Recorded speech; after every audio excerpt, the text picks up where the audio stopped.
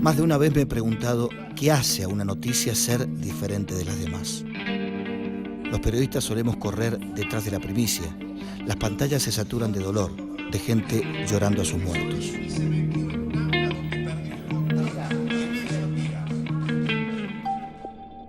Pero en algún punto la sangre y el dolor terminan por hartarte. Entonces empezás a buscar algo distinto y terminás por preguntarte qué hace a una noticia ser diferente de las demás. Los años de profesión te hacen creer que estás curtido, que la coraza cínica es impenetrable. Pero no hay nada que hacerle. Al final siempre hay una historia que termina por cruzar la barrera y que merece ser contada más allá de la noticia.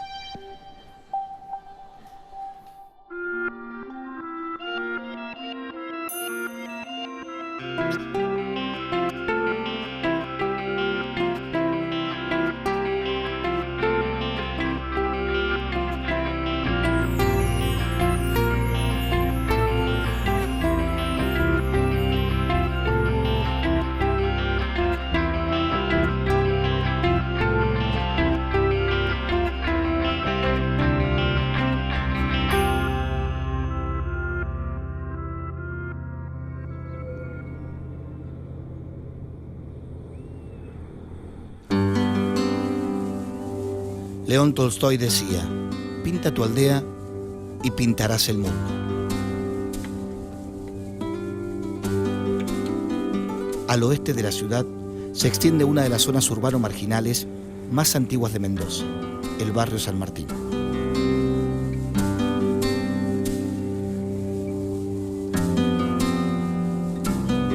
Llego al lugar en busca de una historia singular, la de una escuela. Me encuentro con la de un hombre que marcó a fuego la historia misma de esta aldea. Hoy, sus casas son de material y sus calles tienen nombre, pero no siempre fue así.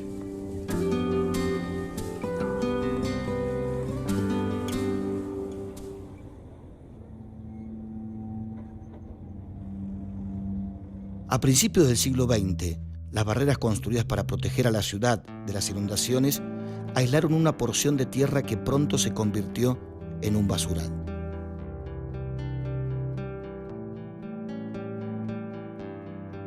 Unas décadas más tarde, el vertedero del oeste se había transformado en el hogar de muchas familias en condiciones de pobreza extrema.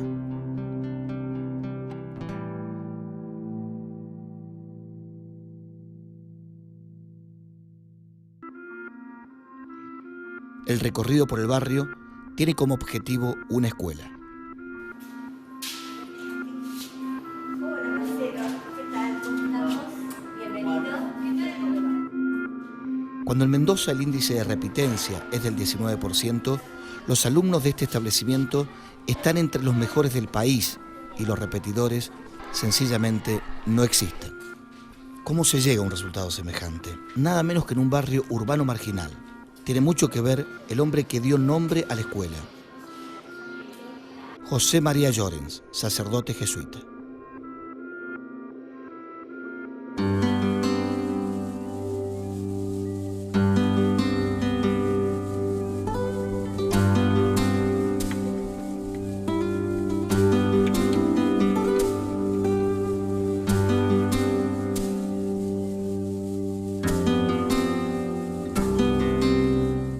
A fines de la década de 1950, el padre José María Llorens llegaba a la provincia de Mendoza.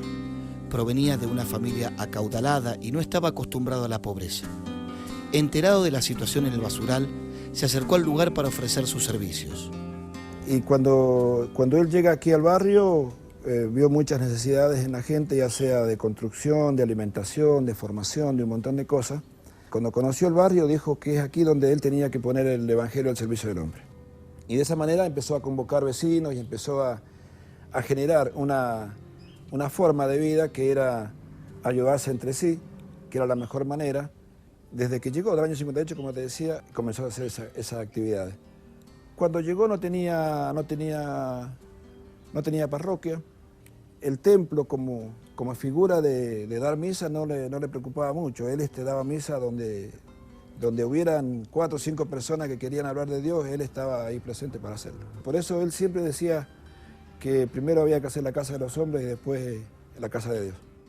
Bueno, le decía Macuca porque cuando era chico, entre los hermanos, cuando iban a tomar el desayuno o su leche, él pedía más azúcar y decía más cuca.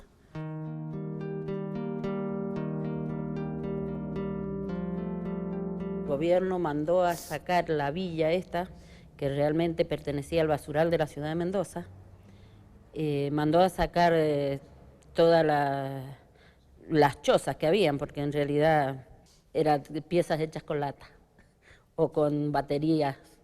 Y cuando mandaron ellos a sacar con las topadoras, a demoler todo lo que había en el lugar, y la gente no se quería ir porque no tenía dónde irse. La gente estaba armando sus casitas de adobe, hacía sus adobes y se armaba sus piezas de adobe. Y entonces ya vieron que era serio lo que estaba pasando con la gente, mandan las topadoras.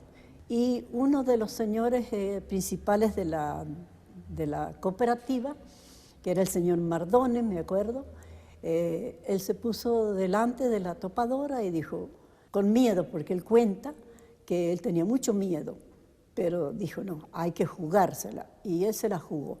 Se puso delante de las topadoras y los niños y las mujeres, los que estaban presentes, con las piedras y palos.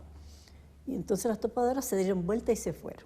¿Cómo habrá sido adelantado que hace 40 años ya o más, él tenía ya la idea de que el vecino, que las necesidades se tenían que formar la gente en cooperativa para ir solucionando las cosas?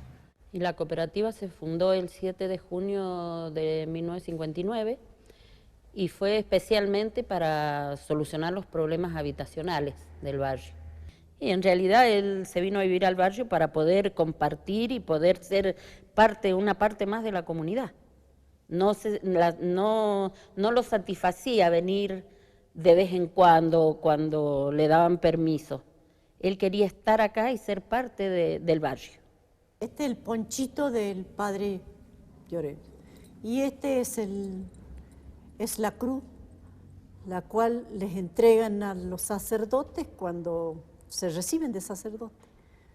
Y bueno, nos entregaron a nosotros, a mi esposo y a mí, por haber estado con él siempre.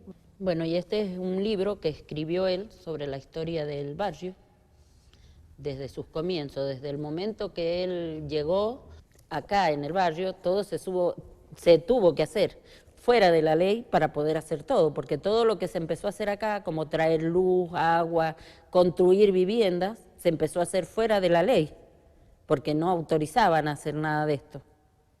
Entonces, por eso él le puso ese título al libro.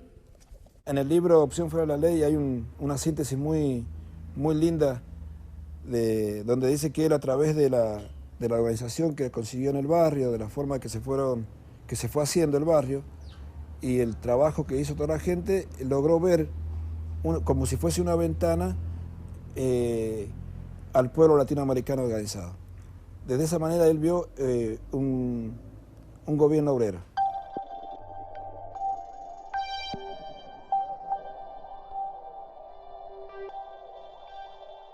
De todos los departamentos se había organizado que salía una agrupación de gente y nos reuníamos en la explanada de la Casa de Gobierno. Cuando se sienten unos tiros, yo estaba ahí presente, se sienten unos tiros y bueno, se siente todo y hay una gran confusión. ¿Y qué vemos? Al padre Llorens, que está casi de rodillas ante un señor que estaba así en el piso, tirado, y era que le habían pegado un tiro.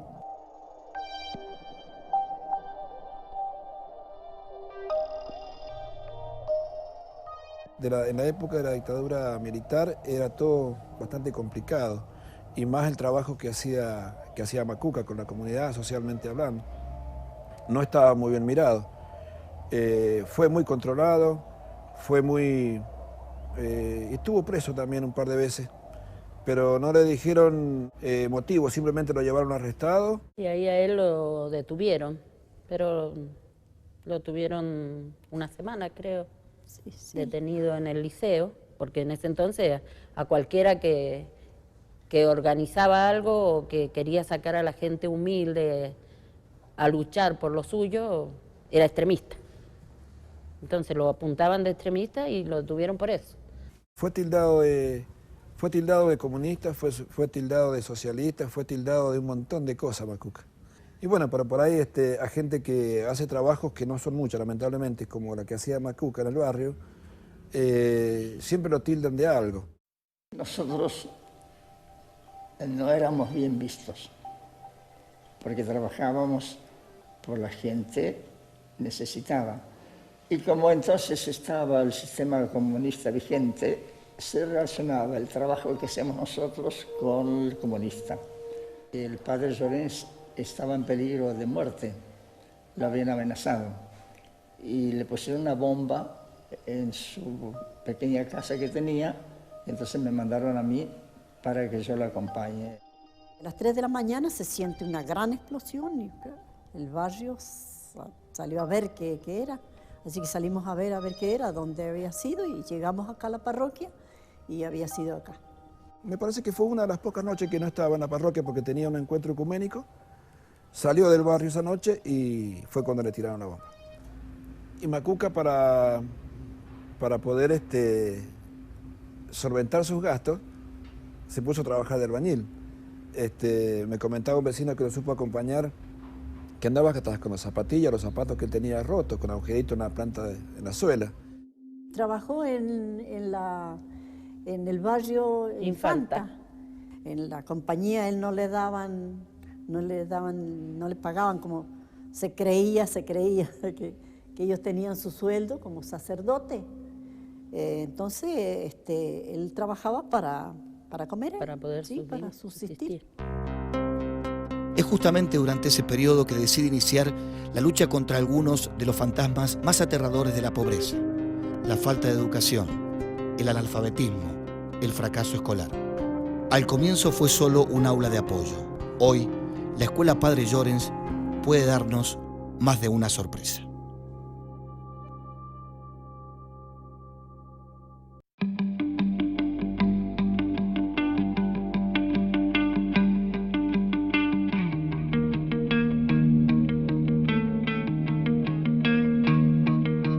El barrio San Martín ha cambiado mucho en los últimos años. Hay ladrillos, hay asfalto. Pero quizás el mayor logro de Macuca se encuentre en este lugar.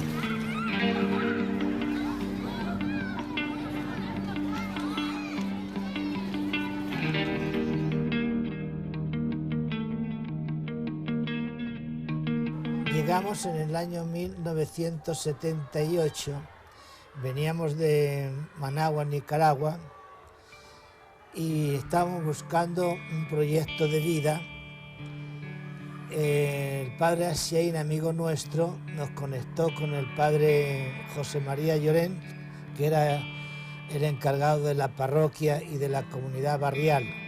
Y nos pusimos en contacto, vimos las necesidades que el barrio tenía y una de las principales preocupaciones de los padres de familia era la repitencia de sus hijos. Lo que nos dijo cuando vinimos como condición, si quieren trabajar aquí, tienen que vivir en el barrio, insertarse en el barrio y a partir de ahí dejar un poco, despojarse de todo lo que traen y estar abiertos para aprender. En el año 1979, en marzo, nos decidimos a abrir una escuela de apoyo paralela a la escuela estatal con los niños que tenían mayor dificultad. Comenzamos ya en el curso 1979 en un salón que nos prestaron en la Cooperativa Libertador con la experiencia del padre Pierre Fort, un jesuita francés, que se basaba en la libertad, en la responsabilidad y en la creatividad. Para gran sorpresa nuestra, los chicos que eran peores en el sentido de que no respondían en la escuela empezaron a ser los primeros, los más aventajados. Algunos llegaron a ser los que tenían la bandera. Y esto generó que muchos docentes de las escuelas vecinas vinieran a observar a sus propios alumnos para ver por qué sucedía esto. O sea, el problema no eran los niños, sino el problema era el sistema.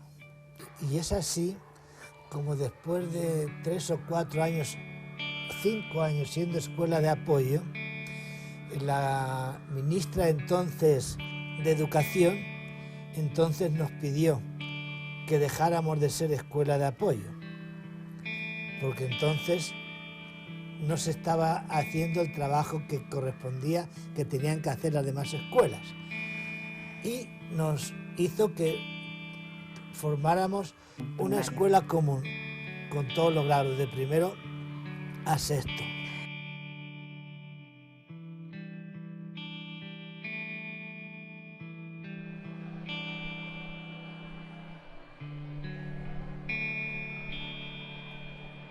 Llorens no fue un cura que encajara en las normas, en los estereotipos. Una escuela que lleve su nombre tampoco puede serlo. El proyecto, como todo el barrio, surge desde una opción fuera de la ley. En los poquitos años que pudimos convivir con el padre Llorens, creo que hemos mamado realmente. Es decir, las cosas se hacen porque hay que hacerlas, quizás más guiados por un sentido común, por una razón de justicia. No porque dicen que hay que hacerla, sino porque es necesario. Y si lo que se manda no corresponde y hace daño a la comunidad y a los niños, no se hace. Yo creo que esto es el obrar con libertad interior y esto es educar en la libertad responsable. Y es lo que realmente tratamos de hacer desde este proyecto. En realidad llama a todos la atención el que los chicos no formen filas. Directamente entran al aula, colocan su asistencia. Al entrar en clase hay un cartelito con unos clavitos y en la mesa hay unas tarjetitas con el nombre de cada uno. Ellos entran, toman su tarjetita y la ponen. Esa es la asistencia. Esto tiene que ver con cómo irlo formando en la libertad responsable. Es decir, que el chico pase su asistencia, elija los materiales con los cuales va a trabajar, de ahí que están en las zonas distintos instrumentos que él utiliza para sus aprendizajes, que el alumno no tenga timbres, que es lo que a todos les llama la atención y a nosotros nos parece algo natural, porque sabe lo que tiene que hacer, está todo previsto de antemano, está conversado con los alumnos. La verdad que nos sentimos re cómodos. Bueno, igual que mi compañera, yo vengo del octavo, nosotros ponemos la asistencia, somos autónomos, es decir, hacemos todo libremente, digamos. Siempre hay un encargado de horario, otro de asistencia, otro diferente. Entonces esos son los que avisan a qué hora es el recreo, a qué hora se termina la hora y todo eso. Y ellos no tienen útiles, no traen útiles. Los útiles los tienen en una mesita, los necesarios para cada alumno. Entonces, después de poner su asistencia, van a por sus útiles, toman la guía de trabajo en que van a trabajar y después viene una reflexión de cómo se ha trabajado, qué he aprendido, qué dificultades he tenido. Y los útiles están al servicio de los demás. Nadie dice este es mío, este y otro, sino que cada uno tiene su goma, tiene su lápiz y por lo tanto les ayuda también a respetarlo, pensando en que mañana otro va a usar el lápiz que él ha usado hoy. Esto de la libertad responsable también tiene que ver con las constantes reflexiones que se realizan con los alumnos. Es decir, vamos precisamente por esta confianza en sí mismo que queremos que el alumno tenga, elevar su autoestima, creer en las posibilidades del otro, que es la base de la personalización, tratamos de que el chico obre y aprenda a partir de los mismos errores, reflexionando sobre ellos. Entonces queremos que nos vean no como los que controlamos, sino como aquellos que los vamos ayudando desde la reflexión a ser cada día un poquito mejor. En otra escuela como que costaba más que los profesores y la directora se aprendiera el nombre de nosotros, era terrible acá. Como que no nos tienen ni en cuenta. Ahora nos tienen en cuenta. Ya se sabe la historia de nosotros. La historia, el nombre de la mamá, el papá, todo. Así que eso se involucra muchísimo con nosotros. Pues nos toman en cuenta. O sea, una escuela se tiene que poner la mente en el chip. Los profesores, la directora, todos los directores acá se involucran muchísimo con nosotros. Es que se dan cuenta si nos pasa algo, tenemos psicólogos, psicopedagogas, tenemos todo algo. Yo ya sé, yo quiero ser profesor de filosofía, pero no sé lo demás. Yo quiero ser veterinario. Yo quería seguir psicología, pero estoy entre medicina, no sé muy bien. Digamos. Yo también entre psicología y medicina.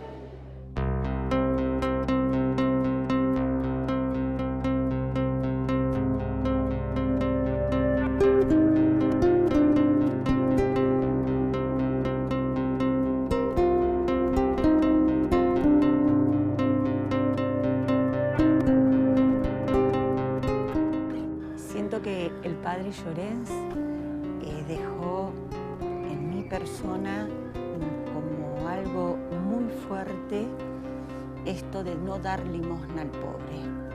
Yo creo que eso hizo también el padre Llorens cuando vino al barrio. Se dejó evangelizar por los mismos pobres, por la gente de la comunidad y se abrió para aprender.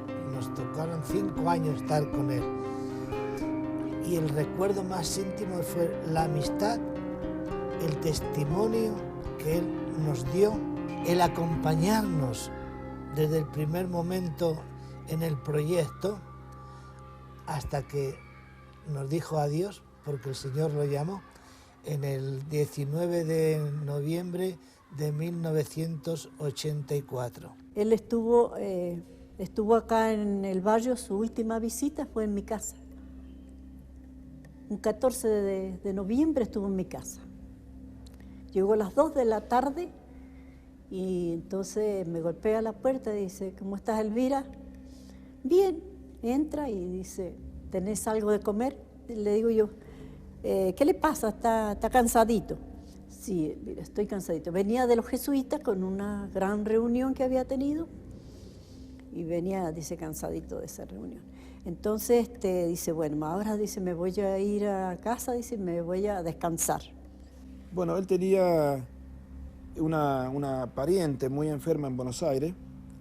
Él tenía 71 años y fue para allí para darle un mensaje de aliento o algo y lamentablemente falleció él en el camino en el año 84.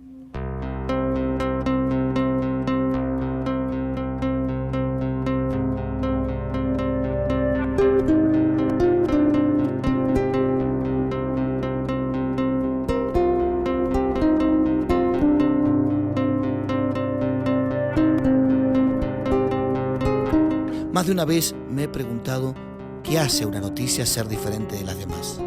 Macuca se fue hace un cuarto de siglo, pero la noticia que nos trajo hasta este lugar honra su memoria. El 29 de abril de 2009, el Colegio Padre Llorens recibió el premio Domingo Faustino Sarmiento a la mejor escuela de la República Argentina, un reconocimiento entregado por primera vez a una institución educativa de Mendoza. La sociedad argentina discute sobre la pena de muerte y la imputabilidad de los menores. Se habla de mano dura y no de inclusión social. Hace 30 años, un cura rebelde propuso que todos los niños fueran incluidos en el sistema educativo. Hoy, los estudiantes de su comunidad son los mejores del país. Llevan con orgullo el legado de Macuca.